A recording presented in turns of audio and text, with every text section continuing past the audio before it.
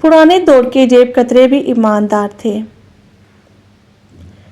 बस से उतरकर जेब में हाथ डाला। मैं चौंक पड़ा। जेब कट चुकी थी। जेब में था भी क्या? टोटल 9 रुपये और एक खत जो मैंने माँ को लिखा था कि माँ, मेरी नौकरी छूट गई है, अभी पैसे नहीं भेज पाऊँगा। 3 दिनों से वो पोस्ट कार्ड जेब में पड़ा था। पोस्ट करने का दिल नहीं चाह रहा था।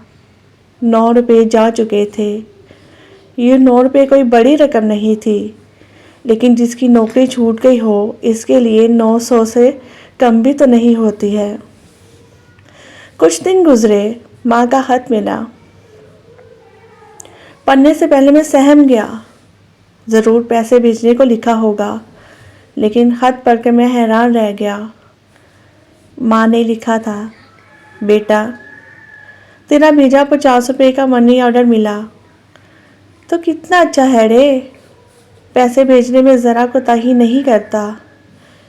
मैं काफ़ी दिनों तक इस अधेर धुन में रहा कि आखिर माँ को पैसे किसने भेजे।